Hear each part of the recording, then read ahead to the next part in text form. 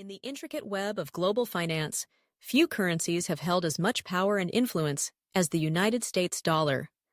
For nearly a century, the dollar has served as the world's primary reserve currency, the backbone of international trade, and the benchmark for countless economic transactions.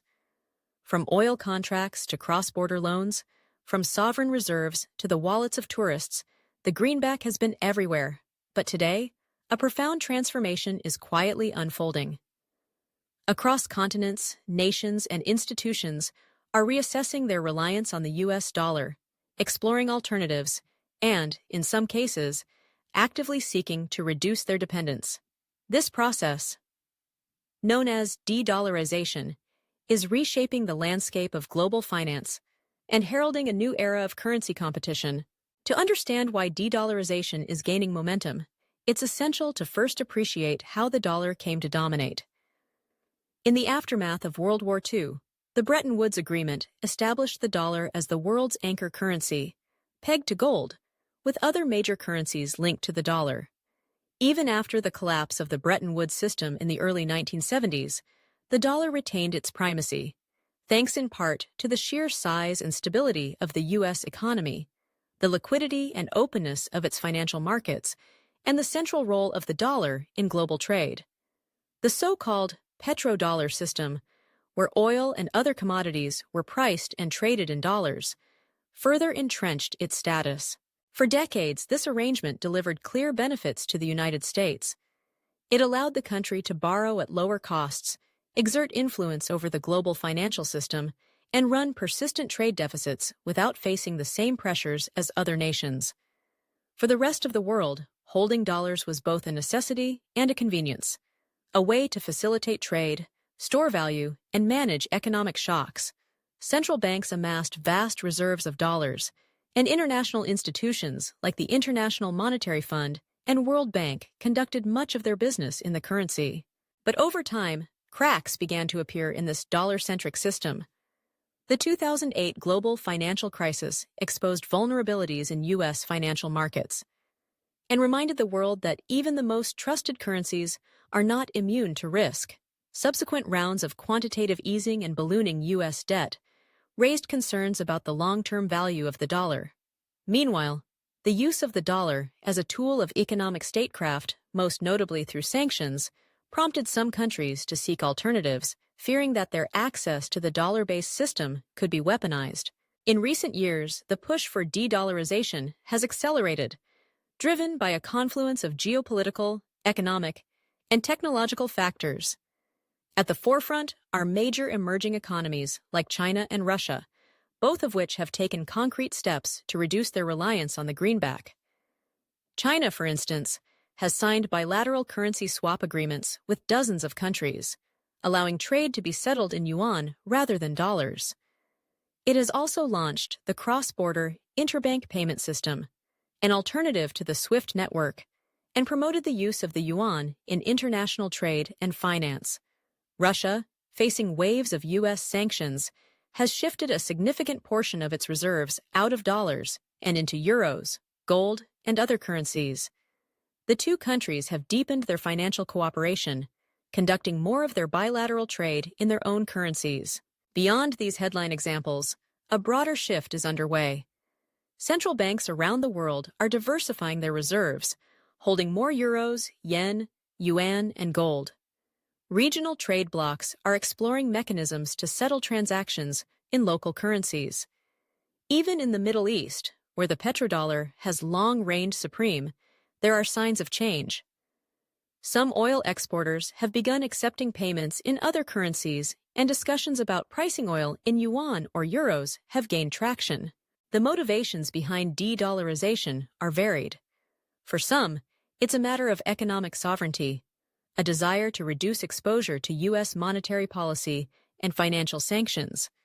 For others, it's about hedging against currency risk or seeking greater stability in the face of dollar volatility.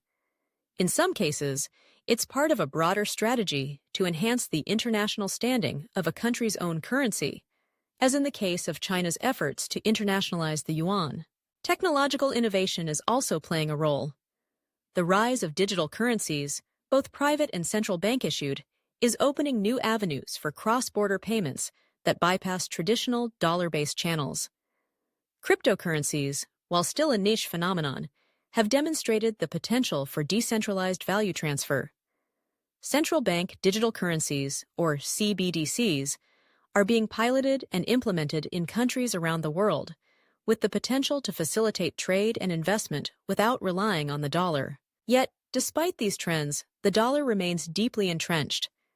It still accounts for the majority of global reserves, dominates international debt issuance, and serves as the preferred currency for trade in many key sectors. The sheer scale and liquidity of U.S. financial markets, the stability of American institutions, and the trust built over decades are not easily replicated. Alternatives like the euro and yuan have made inroads, but they face their own challenges, be it the fragmentation of the eurozone or capital controls in China. The process of de-dollarization, then, is less about a sudden dethronement and more about gradual diversification. It's a rebalancing, as countries and institutions seek to reduce their vulnerability to dollar shocks and assert greater control over their financial destinies. In some regions, this has taken the form of formal agreements and infrastructure, currency swap lines, new payment systems, and regional reserve funds. In others, it's a matter of shifting portfolio allocations, experimenting with new technologies, and fostering local currency markets. The implications of de-dollarization are profound and far-reaching. For the United States, a diminished role for the dollar could mean higher borrowing costs, reduced leverage in international affairs, and greater scrutiny of its fiscal and monetary policies. For the global economy, it could usher in a more multipolar currency system, with greater competition and innovation, but also new risks and uncertainties. The transition could be bumpy, as markets adjust to a world where no single currency dominates. There are also broader geopolitical consequences. As countries develop alternatives to the dollar-based system, they may become less susceptible to U.S. influence, both economically and politically.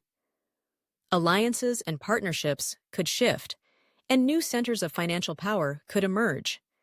At the same time, a more fragmented global currency landscape could make coordination more difficult in times of crisis, complicating efforts to manage shocks and maintain stability.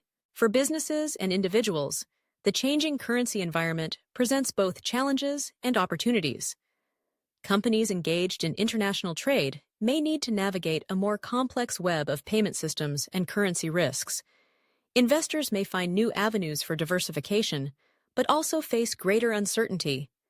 Consumers could see shifts in the cost and availability of goods and services as exchange rates and payment mechanisms evolve. Amid these changes, the role of trust and credibility cannot be overstated. The dollar's dominance has rested not just on the size of the U.S. economy, but on the confidence that people and institutions around the world have placed in American institutions, rule of law, and economic management.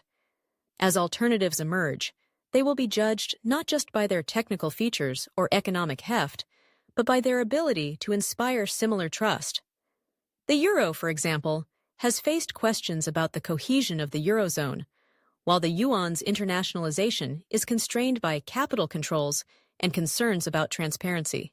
The path ahead is uncertain, but several scenarios are possible. In one, the dollar retains its dominant role, but with a gradually shrinking share as other currencies gain ground. In another, a truly multipolar system emerges, with several major currencies coexisting and competing for influence. In a more disruptive scenario, a crisis or technological breakthrough accelerates the shift away from the dollar, leading to rapid and unpredictable changes. What is clear is that the era of unquestioned dollar supremacy is giving way to a more dynamic and contested landscape.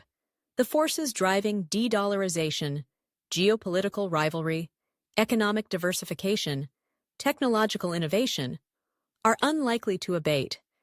Countries will continue to seek ways to protect their interests, manage risks, and assert their sovereignty in an interconnected world. At the same time, the story of global finance is one of adaptation and resilience. New systems and arrangements will emerge to meet the needs of a changing world. The challenge for policymakers, businesses, and individuals alike will be to navigate this transition thoughtfully, balancing the benefits of diversification with the need for stability and cooperation. As the world moves toward a new financial order, the legacy of the dollar will endure, but its future will be shaped by the choices and innovations of the present. Whether de-dollarization leads to greater prosperity and stability, or to fragmentation and uncertainty, will depend on how the world's nations rise to meet this defining challenge of our time. In the end, the shift away from the US dollar is more than just a technical adjustment in the machinery of global finance. It is a reflection of deeper changes in the world economy, in the balance of power, and in the aspirations of nations and peoples. It is a story still being written, with consequences that will echo for generations to come.